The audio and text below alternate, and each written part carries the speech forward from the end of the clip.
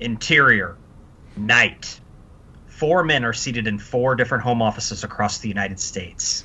Gabe, the host, stationed in Chicago, motions that everybody is ready to record. Cue the intro music.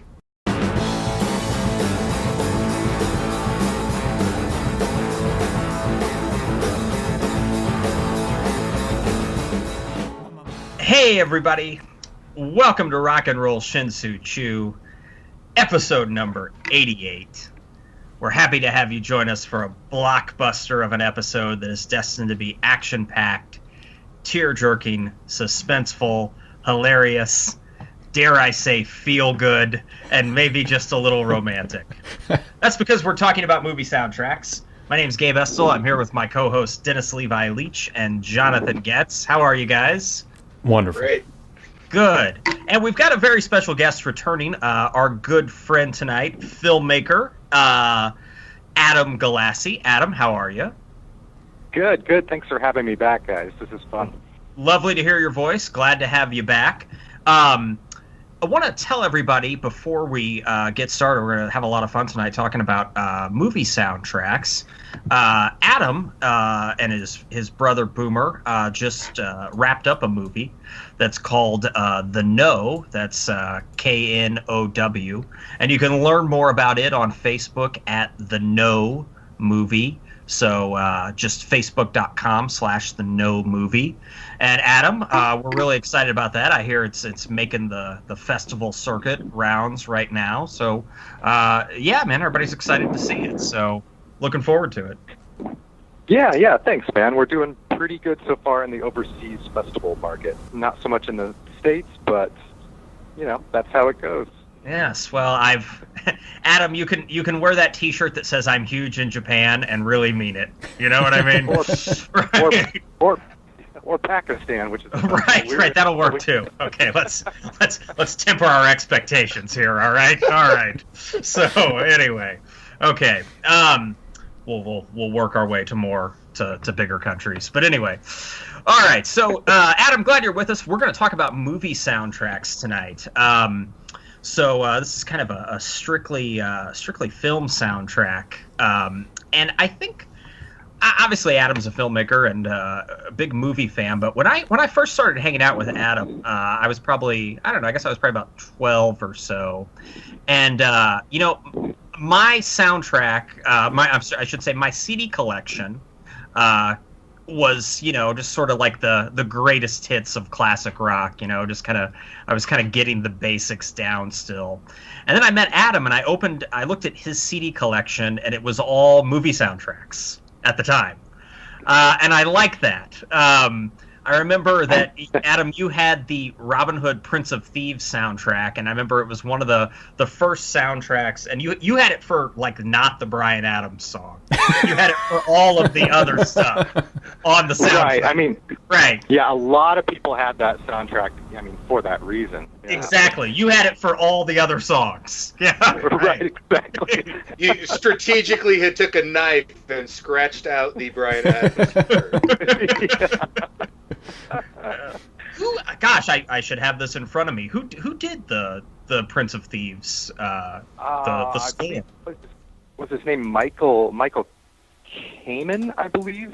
Oh, okay. Yeah, all right. Is that who it is? What's interesting about that score is the company Morgan Creek, which is a film production company at that time. The movie opened up with the iconic Morgan Creek kind of river detail. Oh, yeah. Yeah. And then they kept that actual score from Robin Hood the rest of the years that they made movies with that. Oh, so yeah. their opening always continued to use that score, which is interesting. So they must have sold it for some big money. That's and neat. Continue, yeah. Very cool. Yeah, so I remember your CD collection kind of stood out because it was obviously a lot different than mine. But we're going to talk a lot about, the movie soundtracks and scores.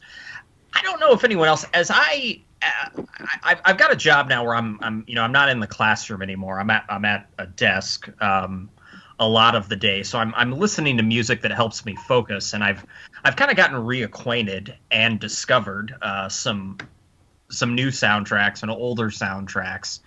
And as I age, I kind of prefer a score to songs popular songs being used in a movie. I think there's something special about creating music that's exclusively created for that movie. I think that's something special to me. Absolutely, yes, absolutely. Because the music's made to be visual and accompany something that's visual, and you can almost subconsciously feel that in a film score. Absolutely. And I saw this I mentioned this in our last episode of the episode before, but I think it's one of the best scores in years. I got to see The Shape of Water last weekend, which I liked a lot. If you haven't seen it yet, obviously it looks like it's going to win about 900 Oscars. So,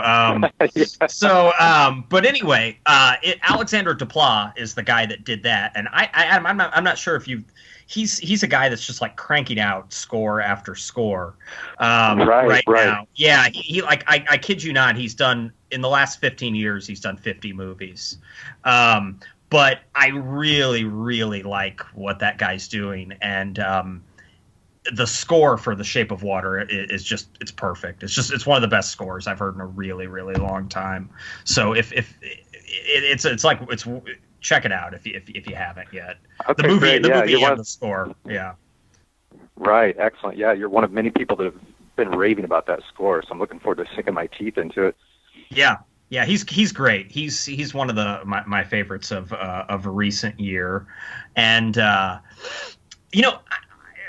part of me, I think sort of for us the quintessential soundtracks growing up. We're gonna talk a little bit about those, which are probably a little bit more focused on popular music, I guess I should say, non-orchestral sounds. And I'll start with a couple here that I want to throw out. I thought the 90s brought us some great soundtracks.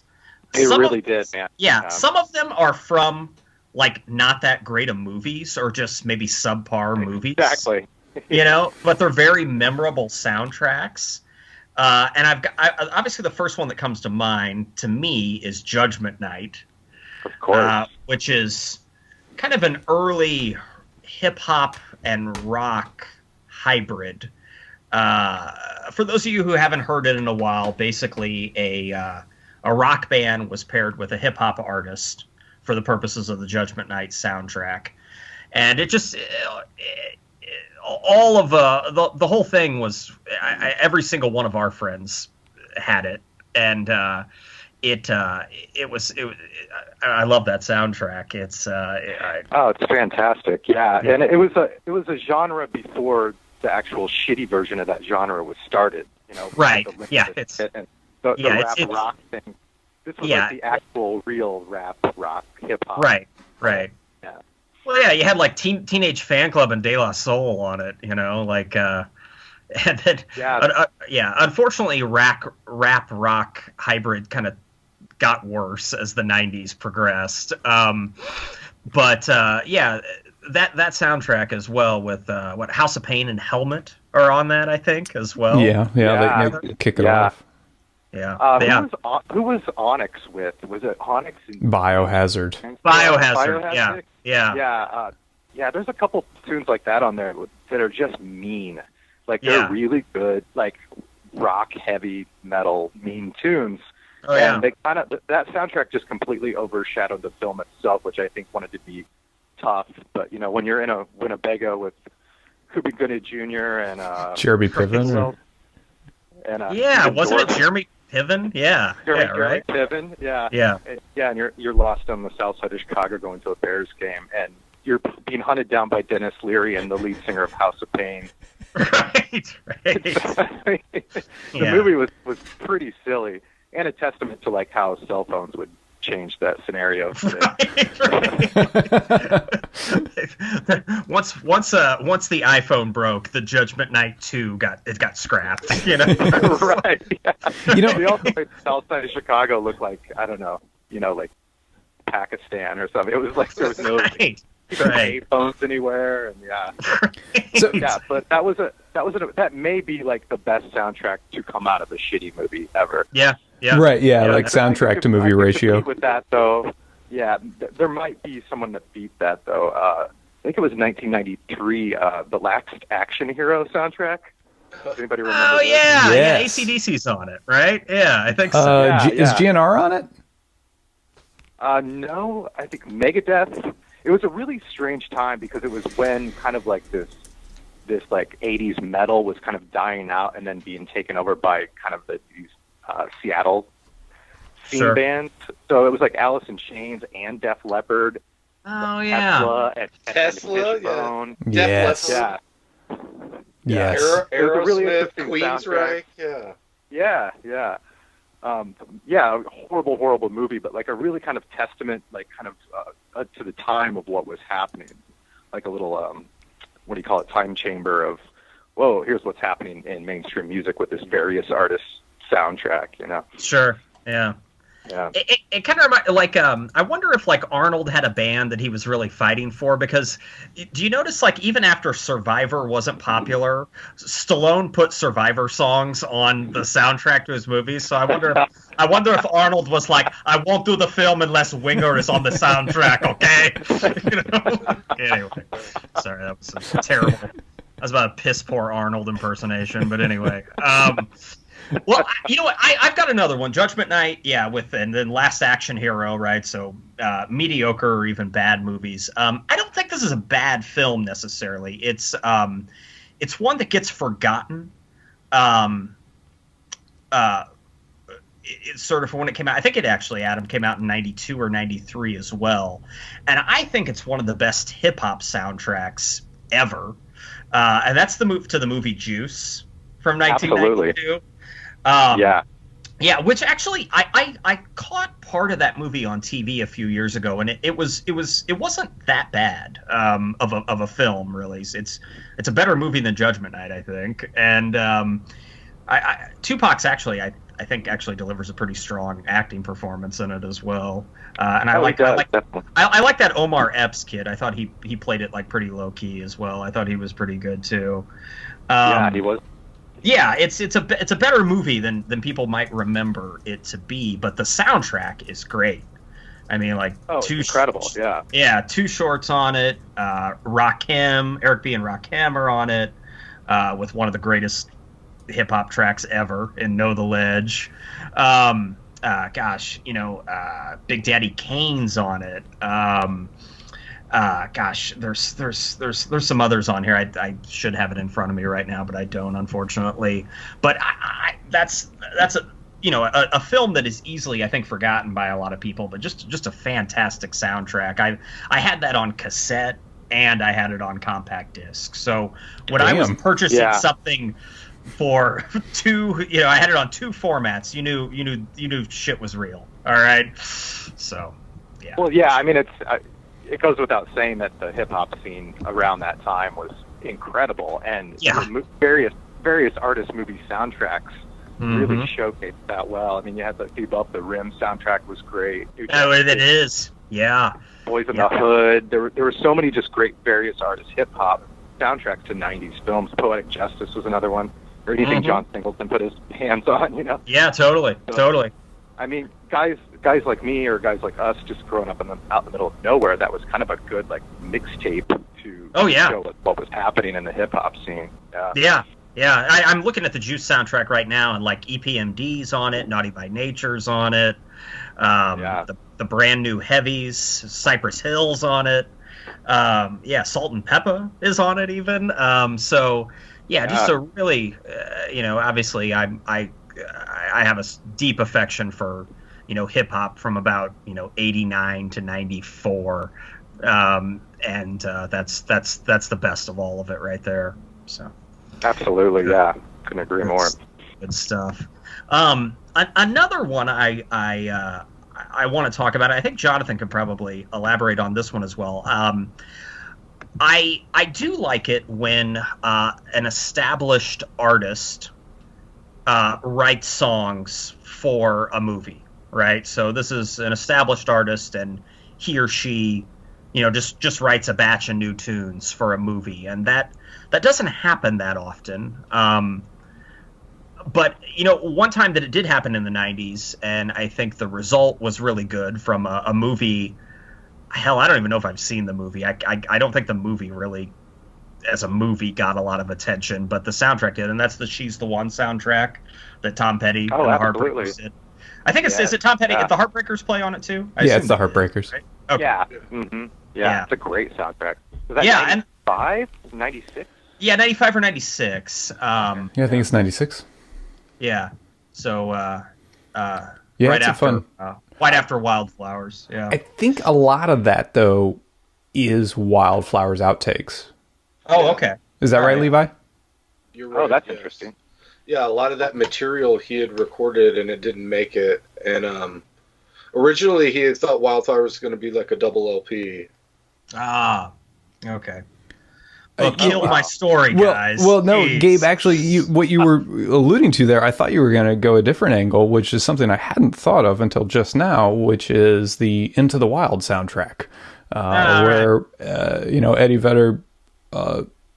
Eddie Vedder's foray into a solo career was a soundtrack, which is a very understated way of kind of not starting a solo career, but putting out a solo album, which is really good. It's a really good solo record by all means. But and admittedly, though, I hadn't even thought about it until now that it was in fact a soundtrack. Yeah. When it comes to that area of kind of solo artists taking over a whole film, one of my favorites is Harry Connick Jr.'s When Harry Met Sally. Oh yeah, from '89, and I think he was like 22 or 23 years old at the time, and just fucking unleashed this beautiful like jazz fury in like cover songs from Sinatra, and it was just a really gorgeous soundtrack that I think really put him on the map too. But that was a classic for me. Good stuff. There's another one more, and I need to pull it up. And this is kind of a forgotten movie as well, but I really like this movie a lot. And the soundtrack is really good as well. Adam, I think we watched this movie together. It's a little movie that came out in 1993 called Amongst Friends. Do you remember that movie, Adam? Yes, absolutely. I do, yeah. It's a good movie, for one. It's... I have to admit, I haven't seen it in a long time, so I'm not entirely sure how it's aged, but I remember liking it. And it's got, I don't know if all the songs appeared on the soundtrack or not. All the songs that were in the movie, I'm not entirely sure if they were on the soundtrack, but like the soundtrack it's got, for one, it's the first time I ever heard All the Young Dudes by Mott the Hoople. It was in that movie. And then also, there's a lot of hip hop on it. Like the Beastie Boys' "Brass Monkey" is in the movie. "It's a Shame About Ray" by the Lemonheads is on the soundtrack. Oh, bizarre. Yeah, "Dramarama" is on the soundtrack. MC Light, Tone Loc, The Far Side. So it was kind of hip hop heavy as well. But it also had Mott the Hoople on it. So just a really cool kind of big soundtrack from a little movie, and that's also one of my favorites as well. So that actually was like a disc soundtrack that came out and was a release. It did, yeah. Like I said, Brass Monkey is in the movie, but it's not on the soundtrack. But yeah, it did come out. Yeah, Atlantic Records '93. The soundtrack. So. Isn't that frustrating when the song is in the movie but not on the soundtrack? So much. Yeah. Well, that's Goodfellas right there for you. Okay. I mean, the Goodfellas soundtrack, like the actual soundtrack, is kind of weak. I mean, compared to like the songs that are in the movie. Right. Yeah. I assume it was a rights thing because it's probably really expensive, even if you're Martin Scorsese, you'd throw like 6 Rolling Stones songs on a soundtrack. You know what I mean? Yeah, it is a rights thing. Like, I mean, like Forrest Gump was the same way, and they somehow got the money or the backing from the record company to do it, even as like a 2-disc set for Forrest Gump. And, sure. There were a couple other situations like that. I think the Dazed and Confused soundtrack, just being kind of like a throwback of various artists, was so popular that they came out with a second one for that, just kind of marketing it as like, you know, like a 70s Time Life collection, basically. Yeah. Yeah. Those were two great, collections.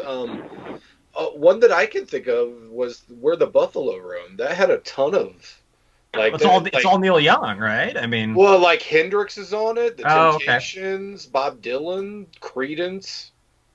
Nice. But yeah, it like when you see that movie on TV now, none of those songs are in the movie. Right. No kidding. Right.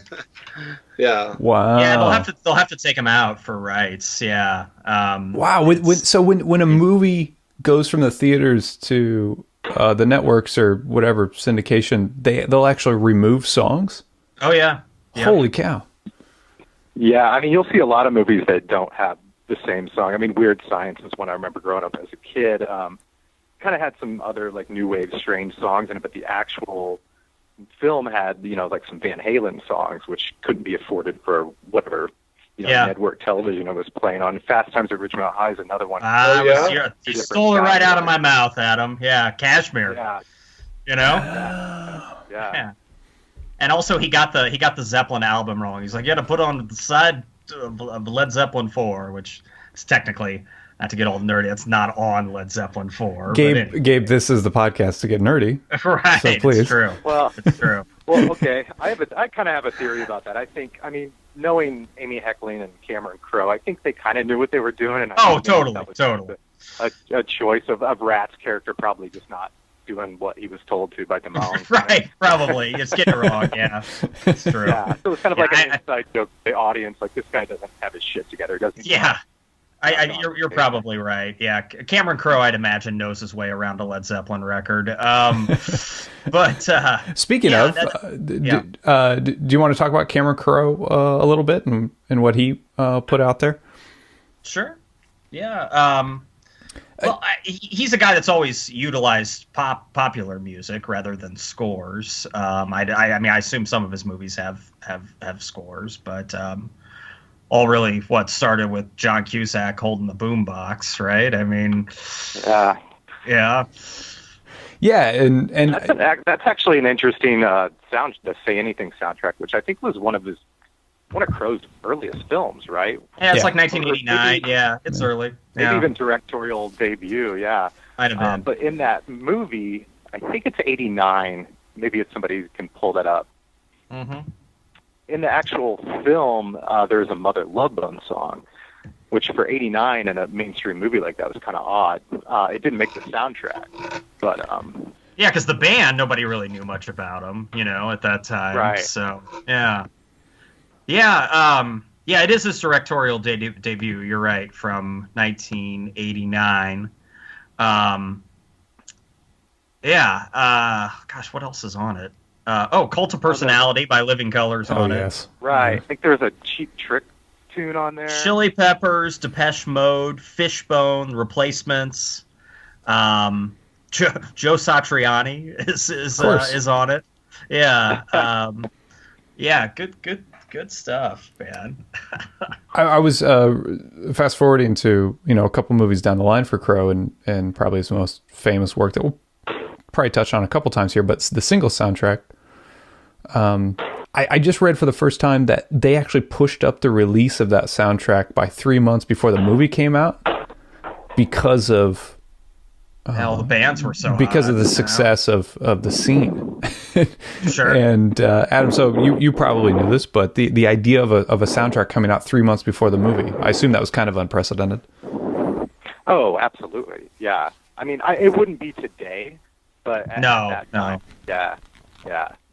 I mean, Cameron Crowe's always had his finger on the pulse of something, you know. Mm-hmm. He was always kind of ahead of his time with that. But I mean, now when I watch his movies, just from like a really selfish, greedy, kind of jealous standpoint, I get a little sick to my stomach with how he just kind of relies so much on, music to tell the story. Yeah, I'd agree with that. Because he can afford to. So as a filmmaker, I'm just like, wow, that's easily like, $30 million you just spent on music. Yeah.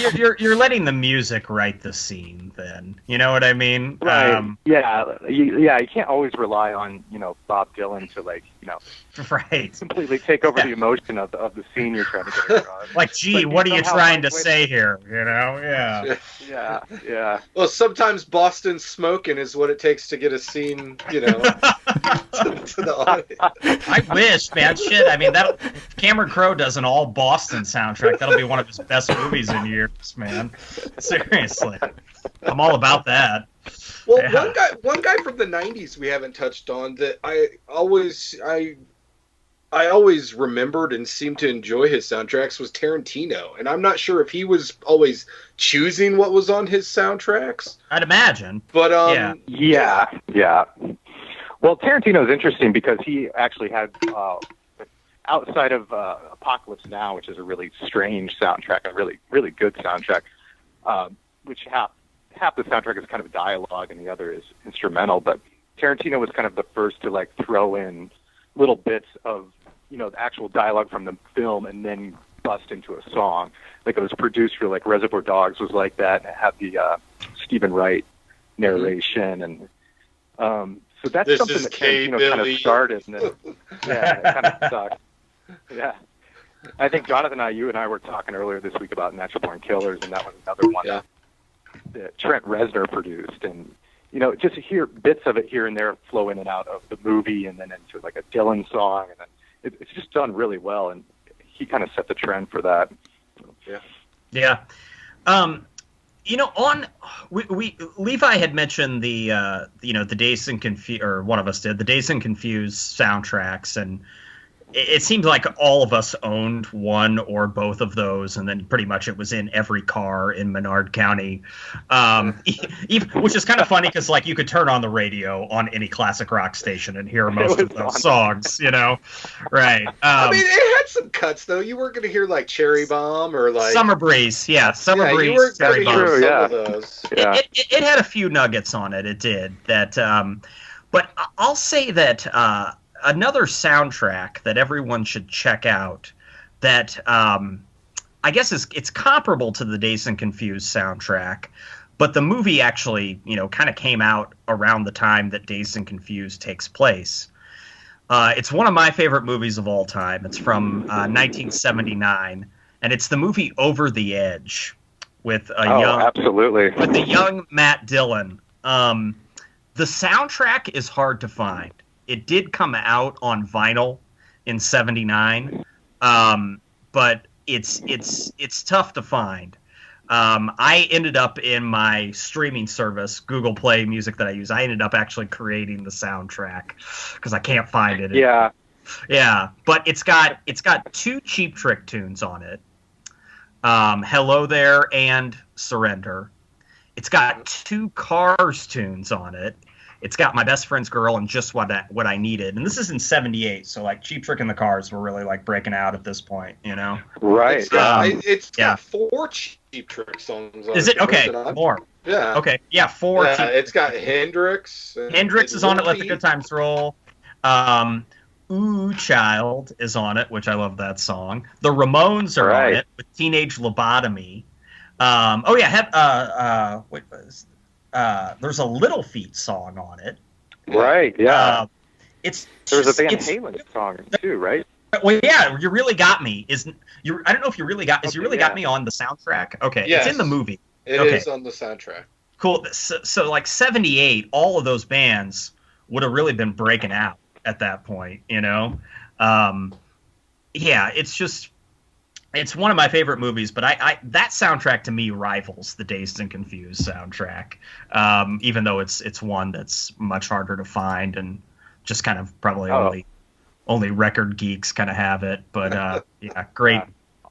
Also to the fact that those songs were kind of almost close to mainstream, but bands like Van Halen and the Cars were just getting on the scene, and so Cheap Trick too. It wasn't like a throwback kind of thing.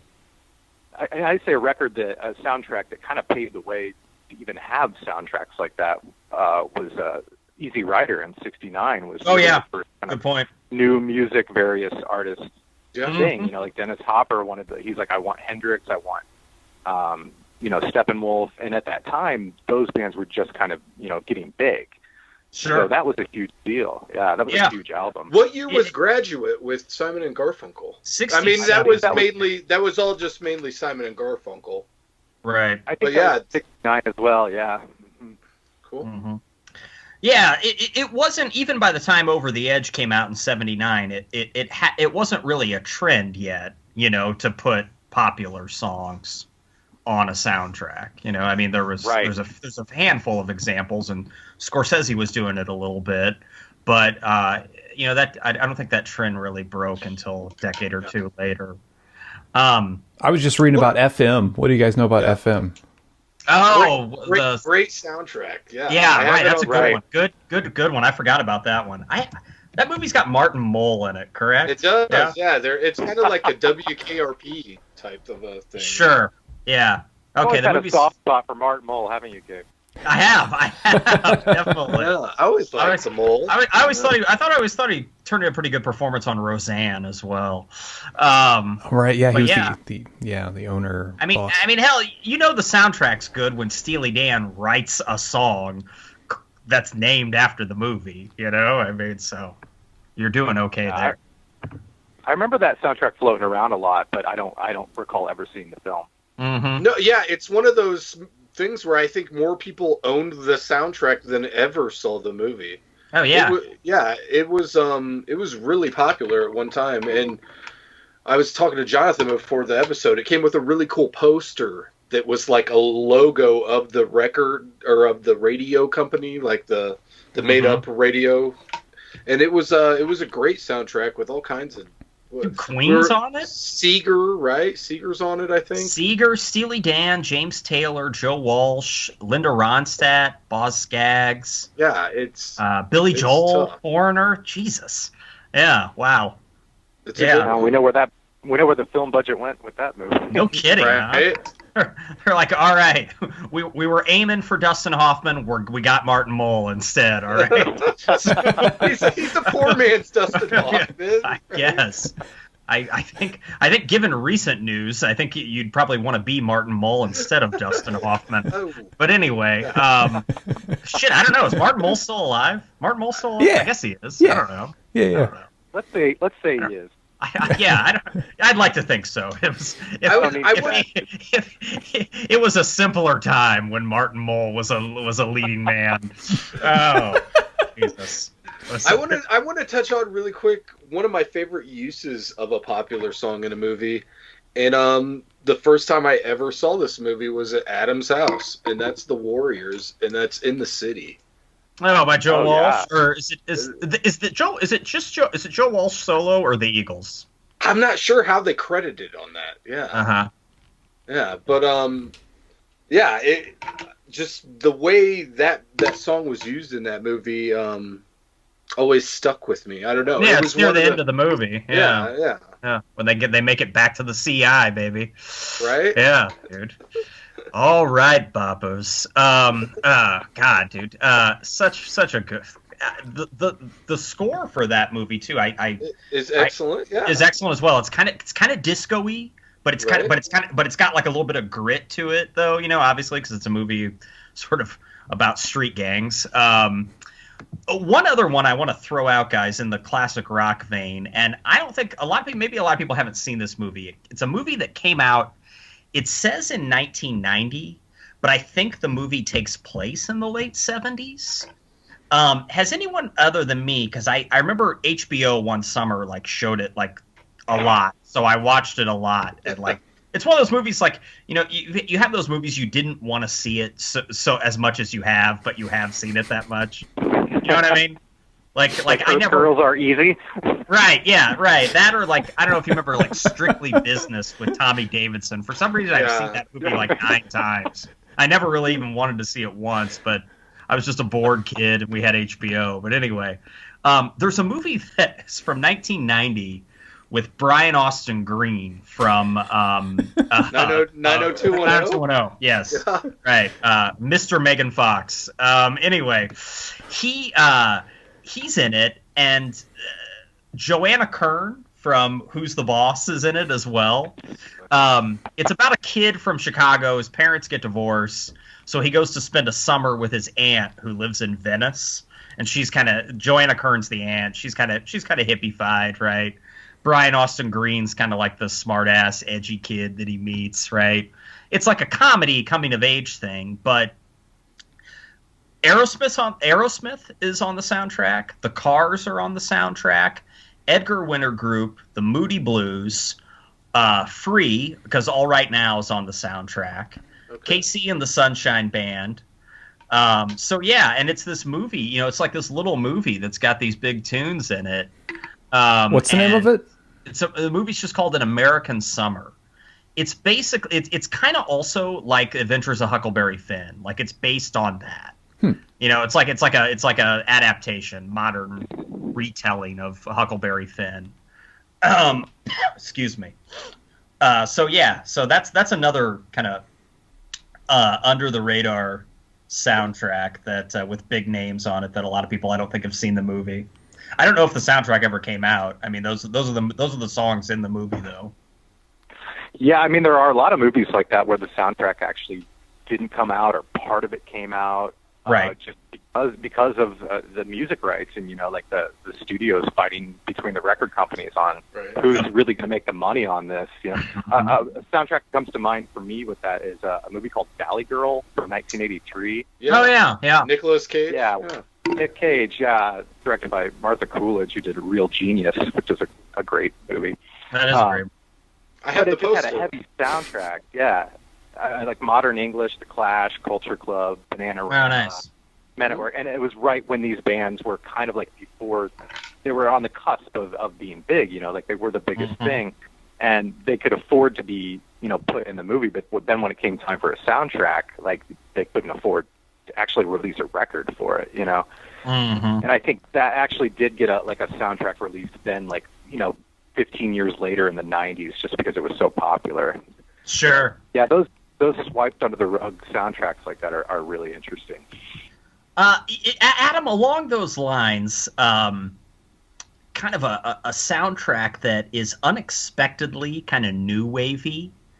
I assume you guys remember the 1986 BMX movie Rad, right? Obviously. Yeah. Yes, I don't recall the soundtrack though. Look at the soundtrack for that is unexpectedly hip, in the sense that, like, even though like the Send Me an Angel by Heartland is on it, you know, or Real Life, I guess in that case is the name of the band, but there's also like kind of some cowpunk stuff on it, like the Beat Farmers. There's this Canadian guy by the name of John Farnham. There's another new age band, Sparks, Hubert Ka. It's like this really kind of like weird. Some of the songs are kind of new wavy and artsy, but it's the movie that's like, you know, a BMX, you know, it's rad. So Rad is an unexpectedly rad soundtrack. Excellent. So, yeah. I'm gonna check. I'm writing this down because I want to. Yeah. It came out, like the Rad soundtrack came out. Like I saw it on Discogs, so you can, you know, it exists. It came out on vinyl and I assume probably cassette as well. So yeah. It's good. Another one I wanted to mention was the first score that really ever stuck with me, and I joked earlier before the episode started I was going to give like a 20-minute thesis on the nuances of velociraptors and cellos and how they pair together. But the Jurassic Park score, man, that thing was everywhere. You can't argue with Williams. I mean, yeah, he's the king. Yeah. It was one of the, I mean, obviously I had heard, you know, the Star Wars and the Indiana Jones and all that stuff, but like something about the Jurassic Park and seeing it in the theater, and it was just so epic. That score has always kind of stuck with me. Yeah, it's almost like it's like an action-packed lullaby, that score. It's very beautiful. That's a good way to put it. At the same time, exciting, yeah. Yeah, that one sticks to your ribs, yeah. That's one that, like, you know, like high school bands and stuff do now, you know? I mean, it's big. One of my favorite movie, Levi's kind of getting into sort of more orchestral scores now. Adam, I know you're a fan as well of the Willow soundtrack by James Horner. I'm a huge fan. Yeah, one of the few that I have on CD, vinyl, and cassette. So. Right. It's hard to find now too. You know, it's extremely hard to find. You don't say. Yeah. It's shocking. Not the greatest movie ever made, but it's, it's basically Lord of the Rings with a baby. All right, it's basically Willow. All right, it's a poor man's Lord of the Rings. It totally is. Lord of the Rings with an Ewok cast, right?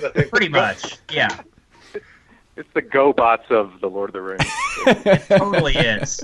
I didn't realize it at the time. You know, I when I saw it like in 1987, I was like, oh, this is amazing. Yeah. Give Val Kilmer the Oscar.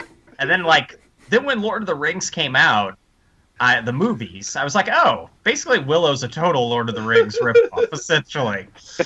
Yeah. I mean, but Laura, you're right. The score is really powerful. It's a really it's a beautiful. The theme to it's awesome. Yeah. Right. And he did another really, really shitty film score in 1983 for a movie. I wouldn't say it's shitty. It's charming in its cultism, but the movie Kroll, James Horner it's really out of this world. Yeah. Nice. Yeah, that's one of the redeeming qualities of movie scores, and kind of subscribing to a streaming service now. I guess that's one of the upsides is a shitty movie can have a great score, and I'll listen to just about any movie score.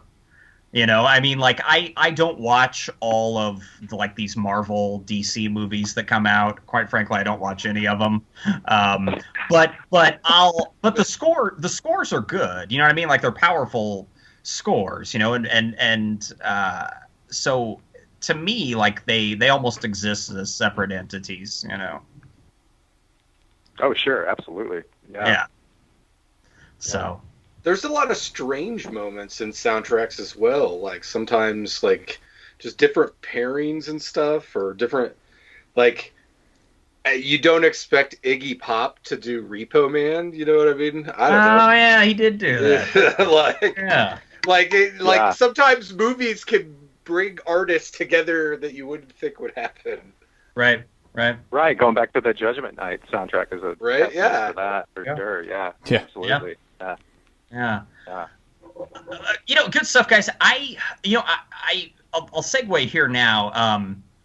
I made one night, and I'll post this because it's probably better to hear the music than me to talk about it. But this was kind of inspired. There's a genre of music now that's very cinematic, and it's called retro wave.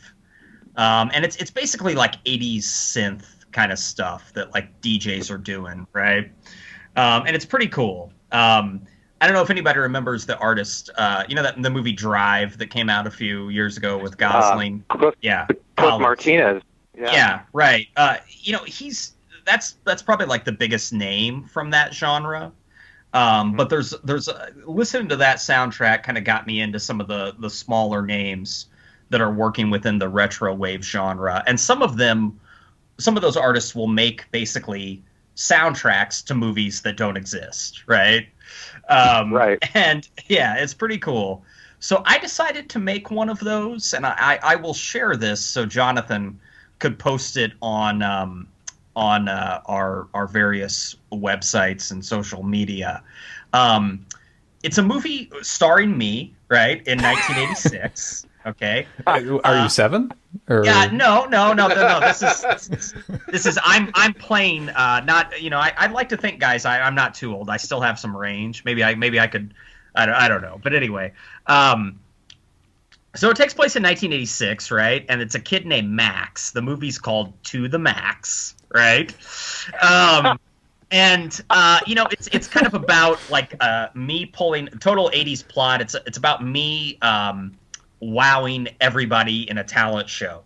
Okay, right. So the movie starts out. It's got "Couldn't Get It Right" by UFO as the opening song, and it's I'm in the shower. My dad's banging on the door. Hey, get out of there! You know what I mean? Come on, you gotta go to school. So we need a montage. All right, yeah, right. So doing the montage.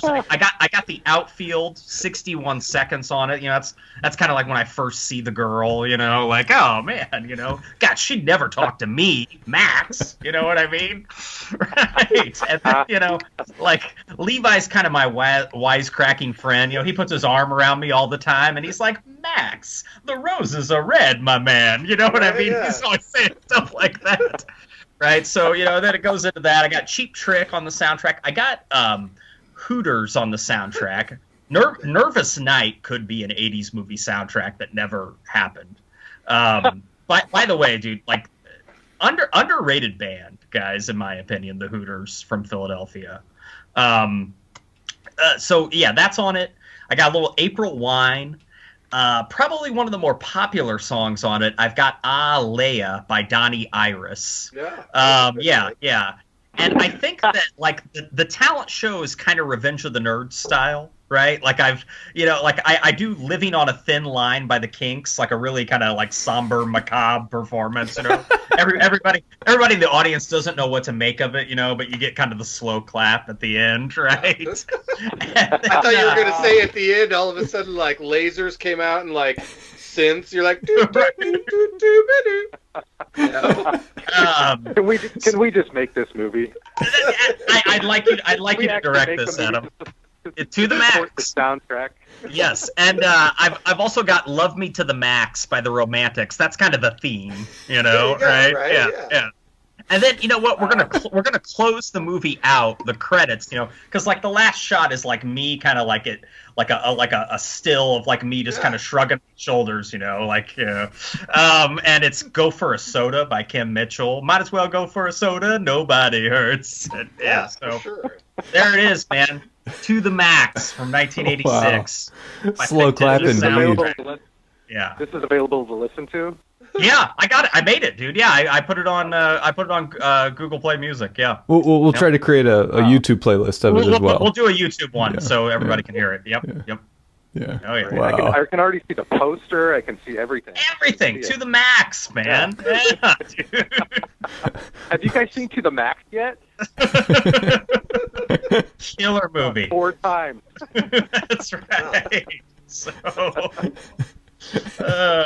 Yeah. The nice thing is with the sequel, you don't even have to change the title. You just change the 2 to a 2, and it's To the Max. There we go. I like your thinking. Sequel writes itself. Right. Hopefully, it's better than Teen Wolf 2. Oh yeah. I hope Can Martin Mull play your father? Please, please. If he's still alive. He's got all these, you know, like, you know, Mac's life is really like, you know, he's always trying to pontificate and stuff. You know? He's kind of the geeky dad, you know, he's always working. He's always like trying to make inventions in the garage and shit, you know, right? So saying things like, "When I met your mother." Right? Yeah. All that. Oh man. So Adam, I was curious, is there in your knowledge of movie soundtracks, is there anything that we should know that we probably don't? Oh wow, and my knowledge of it. What are some fun facts? I think, well, one of my favorite fun facts about soundtracks is you all know Michael Davis. Michael Davis and I spent some time in Chicago back in 99 or 2000 looking for the infamous Time Bandits soundtrack. We went to every record store.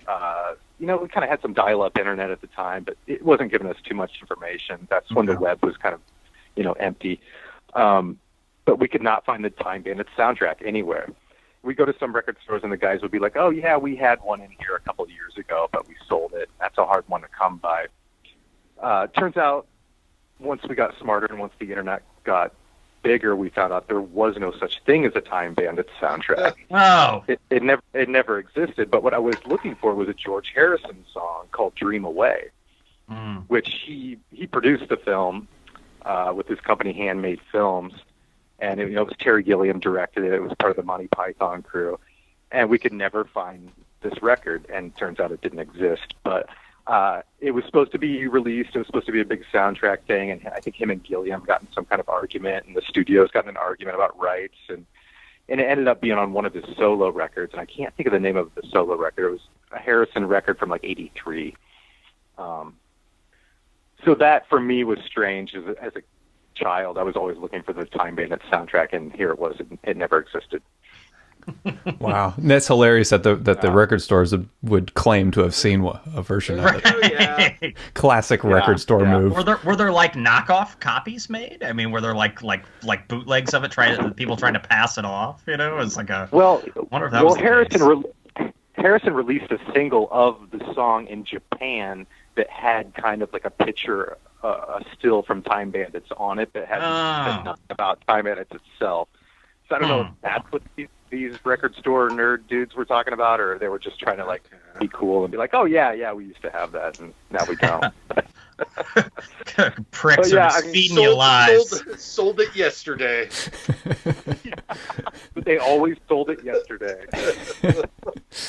But no, I think one of the most interesting things about soundtracks is kind of what happened in the '80s with solo artists at the time and movies. You know, like how Huey Lewis, you know, was given the Back to the Future soundtrack. And that became a hit. And we can't talk about soundtracks without talking about Kenny Loggins. Oh, sure. Who basically dominated the scene in the '80s, you know, from Top Gun to Caddyshack to Footloose. I mean, if you got Kenny Loggins on a soundtrack, the movie's a hit. He was Mr. Soundtrack. Yeah, absolutely. God, I can't believe we made it nearly to the end of the episode before Loggins came up. Jesus. Right? Shame on me. God. Urban Cowboy Saturday Night Fever. Now we talked about those as well. There you go. Oh, right. There we go. We're on the gamut. Yeah. Well, guys, should we get into our favorite soundtracks then? I mean, I guess we probably already touched on a few of them. Well, but we touched, but yeah, you can go first. Me? Yeah. Okay. My Age Before Beauty. A second, I'll go. I might. Yeah, go ahead. Are we starting at number 3? Then we'll build up to our top pick. Is that what we're going to do? Okay. Yeah. One that always stuck with me, and it was one of the first soundtracks I ever had on record when I was about 14, is the American Graffiti soundtrack. Ooh, nice. And it was a 2 LP set of mainly all 50s and 60s rock, but it was one of my first introductions to movie soundtracks, so I always kind of have a soft spot for that one. And then number 2, I would probably pick the Dazed and Confused, just because they played a very seminal role in my upbringing as well. And my top soundtrack is one that I think is the only soundtrack I own in multiple formats, and that's the Big Lebowski soundtrack. Good work. Always liked that, and Man in Me. Yeah, I've never, since that movie's came out, I've never been too far away from a copy of that soundtrack. It's a great compilation. Does it have like a Carter Burwell score on it here and there as well, or I can't remember that. I'll have to look that up. I think it does have a few. It's got a few of the tracks are a score, I believe. Yeah, I think you're right, Adam. I think you are right. Would you guys go to Suncoast to get your scores? Oh, sure. Or Sam Goody. Yeah, because you couldn't find scores anywhere. You would have to go to very particular places, right? A part of me thinks we should have had, this name's not going to mean anybody that listens to this podcast outside of Central Illinois, but God, Mark Brillhart that used to work there, we should have had him on this episode. Absolutely. Yeah. Where that guy talking to him, like always, like begging him, when's Reservoir Dogs come out on VHS? Because remember it used to take movies forever to come out to buy. Like a year. He's like, well, you can buy it, but it's like $90 or something like that. I'm like, what? Yeah, you have to buy like the rental copy version of it.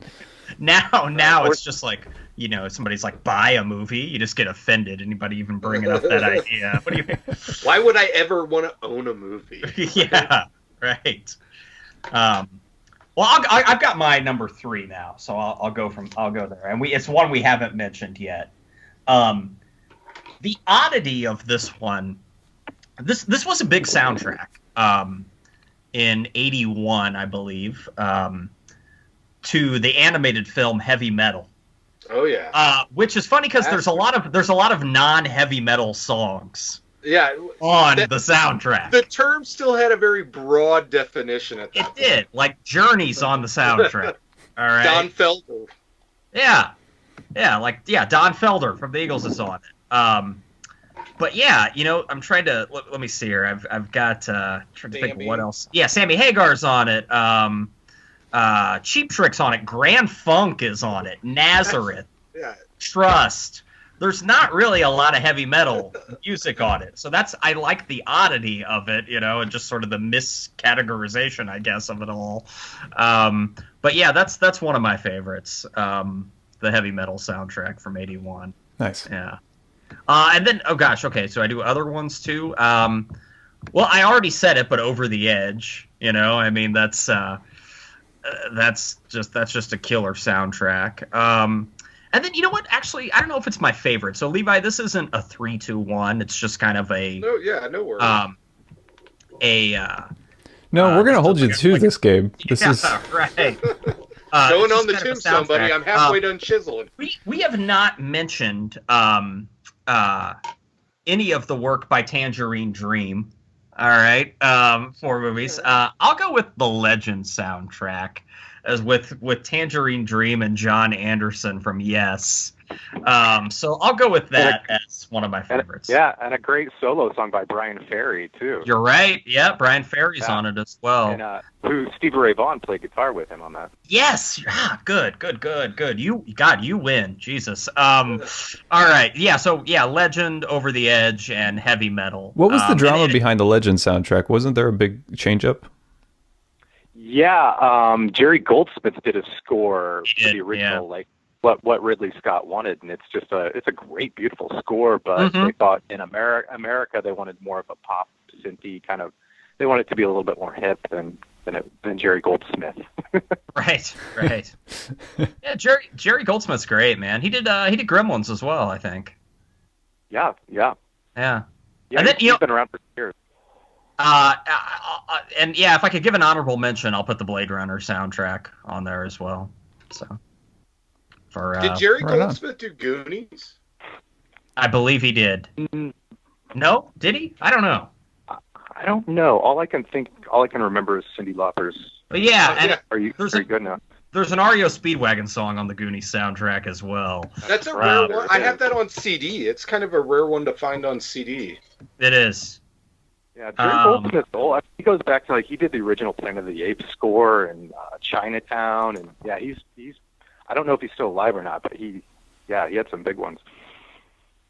Yeah, Bangles are on the Goonies soundtrack too. Huh? I didn't know that. Okay, the theme for Goonies was Dave Grusin. Okay, yeah. All right. Cool. All right, well, I'll go next. So yeah, my top 3 is one that's just kind of stuck around for both Betsy and I, and Betsy's always playing it. It seems like is the Velvet Goldmine soundtrack, and this was kind of an introduction into glam rock for us in a way that was kind of beyond T-Rex.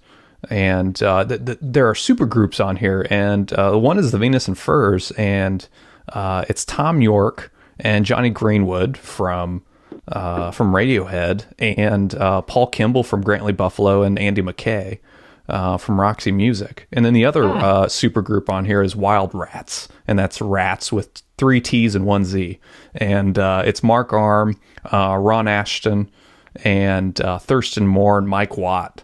Oh wow, that's cool. Yeah, and so it's an interesting collection of these super groups doing these covers mainly of like Roxy Music, Brian Ferry songs, and then you have some other kind of random stuff on there, like Grantley Buffalo, I think essentially recording like one of their last songs as Grantley Buffalo, because they they disbanded shortly thereafter, I believe. Adam, you could probably speak to this. Yeah, you're right. Yeah, and then and I was surprised to find out that Paul Kimball, the bass player, produced a lot of the Grantley Buffalo bass player produced a lot of the soundtrack. So that is a really interesting, eclectic soundtrack, man. I'm gonna have to revisit that. Yeah. I haven't. Greenwood now is like stealing all the P.T. Anderson, Yeah. scores. Yep. I haven't seen that movie, Velvet Goldmine, since it came out. I remember it being a better like soundtrack and visual experience than movie, if I'm not mistaken. I can't speak for it. It's been too long. Didn't it get if I'm not mistaken? Because I know Betsy's a big fan of the movie, right? I think, or was. I think she's a fan. She's not like a huge fan. Yeah, because I thought the movie was like, I remember the movie being kind of uneven, like despite like the cool score and the like visually speaking, like it was originally supposed to be like a Bowie biopic almost, but Bowie wouldn't give any approval on it, and so they kind of had to reconfigure it all to be this pseudo-fictional. It's okay. You can admit that Betsy and you go to Velvet Fest every year. Actually, that would probably be a lot of fun. Yeah. All right, so my second one is going into the world of probably one of the best soundtrack creators, I think, of the last couple decades, and that is Wes Anderson and the Rushmore soundtrack. Oh yeah. Which is a combination of the Kinks and the Who, and the Who's a quick one, which is probably one of the most famous uses, I think, of a song in the last 20 years for sure. One of my favorite uses of Faces are on it. Yeah, the Faces, and then Mark Mothersbaugh's score is fantastic on here, as it's interspersed throughout. The Faces Ooh La La is you just like, you're listening to that and all of a sudden everything you're doing is in slow motion. It's you just turn into that Wes Anderson slow motion. And then because it's like not so, a lot of it's not so obvious cuts from these artists. They're popular songs at one point, but the Creation and Unit 4 and 2 is on there. It's really it can be some deep cuts on there. So my number one is the aforementioned Singles by Cameron Crowe, which includes, this was my third CD that I ever owned. It went Pearl Jam's 10, Temple of the Dog, that I got for Christmas, and then I went out and bought the single soundtrack at Sam Goody, the aforementioned Sam Goody at White Oaks Mall. And that was Sam Goody, right? Or was it Musicland? They switched, didn't they? Like, wasn't there, like, for a while, weren't they called Sam Goody, and then they were Musicland? Yeah, so one and the same. Okay, yeah.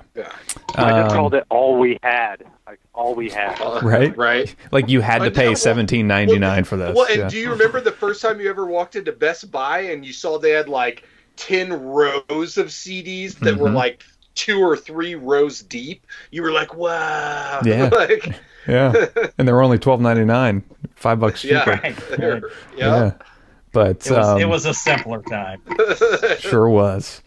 But yeah, with the single soundtrack, obviously this was the first taste of Pearl Jam after 10, and so to get 2 new Pearl Jam songs was a pretty big deal. And as a result, State 11 Trust, I think, became one of my all-time favorites. But Chris Cornell's job on this with Seasons is, I don't know, it's still kind of hard to talk about, the music that Cornell produced. But Seasons in particular is, I think, an all-timer in my opinion. And just the layering of guitars and the idea that somebody like him, who, up to that point had produced this very hard rock with Soundgarden, to produce something as delicate and intricate as Seasons kind of opened me up to a lot more music for the coming decade. Right. Well put. So that's my top 3. Yeah, coincidentally, it finally got reissued on vinyl and came out the day after he passed away. Right. Yeah. There's a and it contains Cornell's original demos on there, which include Spoon Man and Flutter Girl, which were only ever written because Jeff Ament created a fake cassette tape for it's Matt Dillon's character in there. So Jeff Ament created this fake cassette tape with these fake song names on there that included Spoon Man and Flutter Girl.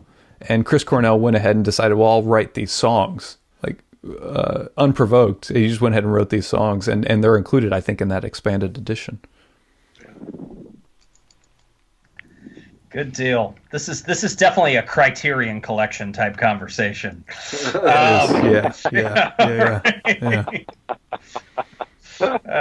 Anyway, what about you, Adam? What are your, or did he already give his? No. Sorry. No. All right. Da-da-da. Oh, no. Go ahead. Yeah, I'll try to wrap it up. But yeah, I mean, soundtracks get, to me, categorized into like 3 different categories. You have like the various artists, like miscellaneous kind of mixtape of artists that already existed, and then you have, you know, the score, composure, and then you have just kind of like an all original thing by an artist we know. And for that one, for me, Neil Young's Dead Man soundtrack. Oh, good choice. Film. Oh yes. Just as, because I mean, it's really easy to talk about movies without talking about the soundtrack. It's hard to talk about a soundtrack without talking about the movie.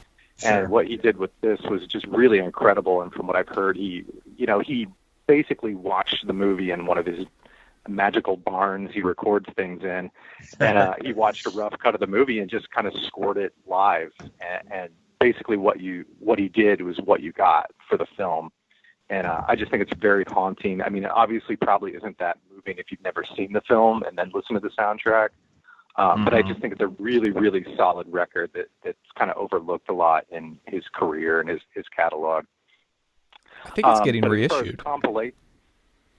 What's that? I think it's getting reissued to the Dead Man score soundtrack. For me, who does not own it on vinyl. Let me confirm that, and I'll send you a link. Okay. But as far as like the various artists compilation goes, would have to be like 1986's Rob Reiner's film Stand By Me. Had a really great compilation soundtrack. I mean, I don't know what there wasn't nothing really special about it. It was like turning on an oldies station, but the way it was arranged and thinking about the movie, you know, like the coasters, Jerry Lee Lewis, Benny King, of course, who, you know, I mean, the movie was supposed to be called The Body based on the short story by Stephen King, but the producers were like, well, how about we sell a song, you know? But yeah, it's a really great soundtrack of just like that time capsule of where the movie takes place, like, you know, small town Oregon in like 1954. That was one of the first cassettes I found laying around the house, and I would play that a lot. I remember when I was a kid. Yeah, I mean, it was no real different than the Big Chill soundtrack. Exactly. Which, I mean, was one of the biggest selling soundtracks ever, which was just all basically like turning on an oldies station. But there was something about the way the Stand By Me soundtrack was produced, and even the arrangements of songs. It's something special. But then to move on, you know, to score, I'd have to say it's a really tough tie between The Godfather, 1972. Nino Rota's score, which is the classic Godfather waltz, which I just think is one of the most beautiful pieces of film music ever. And I'd have to tie that with Danny Elfman's 1989 Batman score. Oh, there you go. Incredibly powerful, yeah. And also, don't forget the Prince songs on it as well, right? I mean, well, that was actually two separate. That was two soundtracks. Yeah, I know. Yeah. Yeah, original score and original soundtrack. Yeah, but yeah, the Prince stuff was really good as well. And my big runner-up, I think, and it won the Grammy in 2000. But when the Oh Brother Where Art Thou soundtrack completely renaissance bluegrass. Music. I mean, it put it back on the map, and it's probably why we have some kind of like really shitty bluegrass pop. right. You know, the guys that I think wrote some of those songs on that Oh Brother, is it like Jerry Douglas or somebody like that, or Tony Rice maybe is on it as well. But like, yeah, I was listening to like a live show a long time ago, and like, you know, they do Man of Constant Sorrow, and they're up there and they're like, here's one of the biggest hits of the year somehow. They're like, so just yeah, that how that kind of swept in and became popular is I mean, it overtook pop culture.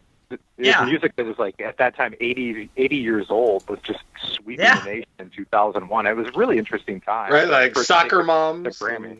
Yeah, everybody. Yeah. It was really cool. It was amazing. Yeah.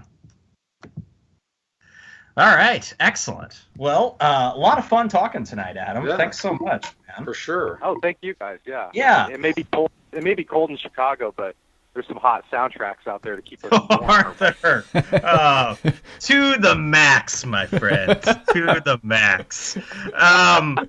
I want to remind everybody to check out Adam's new movie, The Know. Go to facebook.com/The Know Movie. That's KNOW. So yeah, we're excited for that as well. Trailer's up there. You can watch it. And can I just mention, Gabe? Yeah. I mentioned one thing that we'll be playing. The film will be screening at the Big Muddy Film Festival in Carbondale. Oh, okay. And that happens the week of February 19th to the 25th, and we don't have a set date on the schedule of like when it will be airing, but sometime in that week, and I'll keep you posted on when that'll be screening. Cool. We'll swing on down to Southern Illinois and check out the movie. Thank you for sharing that. And then also want to remind everybody you can follow us on Instagram and the Twitter at Rock in Chew. That's Rock as in James Newton Howard. So you can know the difference between him and your James Horners. So yeah, Rock in Chew. You can also get all of our episodes. All the entire archives are available at rockchew.com. You can listen to us on YouTube, iTunes, any of your favorite podcasting apps. Please leave us a review. Tell us what you like. Tell us what you don't like. And it was a lot of fun talking about movie soundtracks tonight. And we will see everybody next time. Have a good night. Good night. Peace.